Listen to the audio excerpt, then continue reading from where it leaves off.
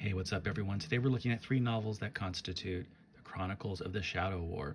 These are three books by George Lucas and Chris Claremont, the legendary writer of X-Men for a Generation, that in some sense continue the storytelling in the Willow universe. These aren't direct sequels. In fact, they're pretty untraditional as sequels. Initially, in a prologue, some of the main characters from the Lucasfilm movie Willow appear, but then pretty quickly, for a variety of reasons, either disappear or morph into new characters.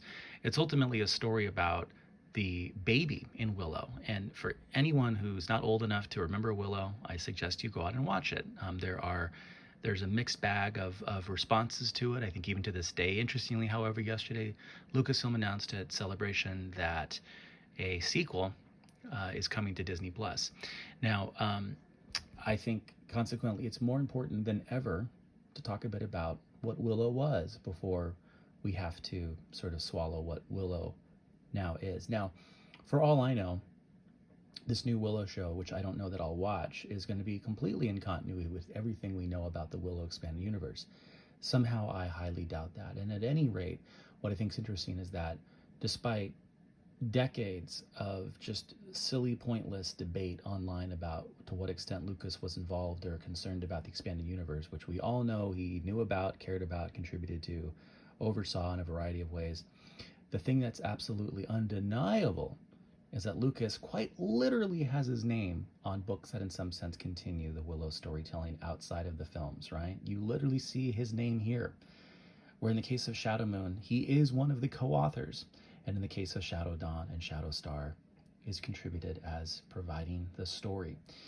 George Lucas is undeniably a part of the Willow expanded universe, which some argue, actually, to some extent, fits within the continuity of the expanded universe itself, making not just these books, but everything in the Willow expanded universe, which goes well beyond these books, right? Again, part of something that that as EU fans we should hold on to and protect, and to be slightly concerned about the fact that, again, having been announced yesterday that a quote-unquote new official sequel is coming to Disney+, while no one's talking about it apparently, Willow just got the EU 2014 decanonization and discontinuation treatment. What an utter shame, because beyond these books, there are comics, comic adaptations, there are games, there was a Nintendo game, there was tabletop role-playing game, RPG supplements, including some very obscure things that I've mentioned on previous videos and other channels, including even things like little comic snippets that you'd find on the side of like a kid's meal at Wendy's restaurants. Yes, indeed, the expanding universe of Willow it goes pretty deep. It goes pretty deep. And again, even if these books are not well loved, that doesn't matter. They're still part of the Willow continuity. And even if these books are a little sort of convoluted and very untraditional, and I would almost decline to call them sequels, again, they are stories set within the Willow continuity. It would be a shame to find that this new show pays no attention. And again, I think more than anything, it's just baffling that as an EU fan, having spent the last number of years trying to just till we're blue in the face defend the obvious facts that Lucas was concerned about the EU, contributed to it, oversaw it a number of ways. Here we have an undeniable case of Lucas being involved in something that it just appears, once again, sort of post-reboot, right, of the EU has just been sort of wiped away. So very sad. I take something of a Lucasfilm-centric view when it comes to EU continuity. That doesn't mean that everything Lucasfilm did outside of Star Wars does fit or has to fit. But as it's been hinted for years now, elements of Willow do seem to sort of fit within continuity and could. And we can talk about that in future videos. I suspect that Joe Bongiorno's book, Supernatural Encounters, will, or the latest edition of it will shine a bit more light on that and sort of draw deeper connections that have up till now maybe been latent, that he might make more explicit. But it's just worth noting at this moment in time, while everyone's excited about the new Disney Plus official sequel to Willow, that for years we've had these books, in addition to, as I say, games and so many other sorts of ways in which to sort of continue storytelling in the Willow expanded universe. Just a quick overview of these books. The first appears in 1995, the second in 97, and the last in 1999. There's a lot of very interesting information about this online. There's a really great interview that Chris Claremont did, gosh, what feels like maybe 10, 12, maybe even 15 years ago on YouTube. You can just Google Chris Claremont Willow, where he explains a bit about sort of what seems like the slightly funky nature of these books. Again, you see initially in a prologue a number of familiar characters from the films, but then things change. Interestingly, he talks a bit about how one of the directives from Lucasfilm at the time was not to get into those old characters initially, right? There's one major character, the baby from Willow, that's something of a major character of this, including Willow himself, and yet, as you'll see, spoilers ahead, Willow almost immediately morphs into an entirely different character who takes a different name. Things that, again, baffle people looking for just a nice, solid sequel to, a beloved, nostalgic Lucasfilm film from the 80s, Willow, right? Again, there's a very complicated story, a very complicated, very challenging set of books. The first is available on audio, and I've listened to that a number of times. It's very enjoyable, and it's actually narrated by the actor who played Odo from Deep Space Nine. The other two you can find through just various sort of like fan versions of audiobooks and things like that, but they are challenging reads. There's no denying that, and these are books that, again, among the critics tend to not like. I think I am definitely in the minority here. But again, as I've always said about the EU itself, sometimes it's not about whether the particular medium or storytelling itself was great. It's about what it contributes to the ongoing lore, right? And as far as that goes, these are unmissable. Any event, these are the hardcovers here. There are paperbacks as well.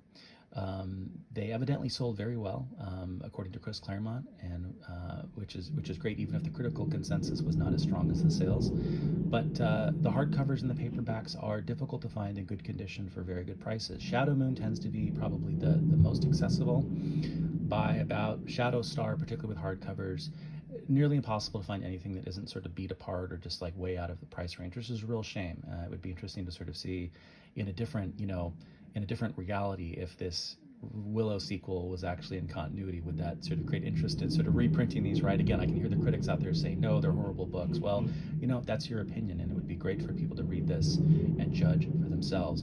Again, I've already taken criticism for sort of pointing out the fact that this new show hasn't made any mention of whether or not it's part of the Willow continuity, hasn't made any sort of recognition that there already is an existing Willow continuity, and in doing so I've been labeled a Disney hater, a Lucasfilm hater. Nothing could be further from the truth. How many more fucking times does it have to be said? We love Lucasfilm. We want Lucasfilm to continue these stories, continue the expanded universe, continue the Willow expanded universe, continue them along a parallel path. Instead, they've decanonized and discontinued. We love Lucasfilm. Lucasfilm created the expanded universe that we are trying to defend and continue. And by the way, not only did Lucasfilm create Willow, George Lucas himself has his name on these books, right? We are pro-Lucas, pro-Lucasfilm, pro-wanting more stories set in this universe. By pointing out that Lucasfilm has neglected to recognize this is not anti-Lucas. It's to say, hey, we are the loyal opposition here waiting for more of these stories to continue. I don't want to hear any more about how promoting the EU, promoting Willow, promoting any of these things is somehow anti-Lucasfilm. That's really absurd. I'm so sick of the sort of thought police sort of saying that you can't have anything that even resembles the hint of a negative thought. You've got to be positive for its own sake. I'll be positive when I get something to be positive about. What I'm very positive about is everything that we got prior to these decontinuations and decanonizations. In the meantime, the great thing is, if you can track them down, there are stories here that, again, however challenging, however complicated, however convoluted, do continue the storytelling in the Willow universe. I hope you check them out. I hope you judge for yourself.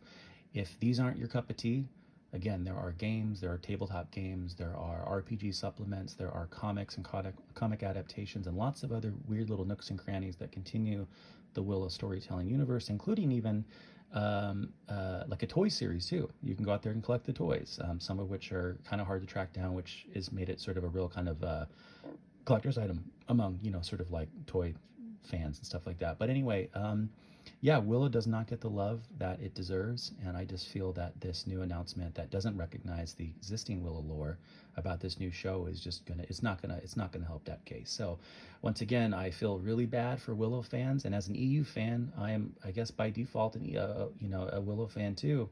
So I'm in common league with folks who have been trying to sort of carry the flame for Willow for years. And again, I refuse, I decline to believe, I decline to hear the charge that pumping, this up is somehow trying to knock Lucasfilm down. That's absurd. Go check it out. The Chronicles of the Shadow War, Shadow Moon, Shadow Dawn, Shadow Star by George Lucas, story by George Lucas and Chris Claremont. Bantam Books, 1995 through 1999. Shadow Moon still easily available in paperback. Also, Google it on YouTube. You can find at least the first book, as I mentioned, narrated by Odo from Deep Space Nine, available for free on YouTube. Check it out.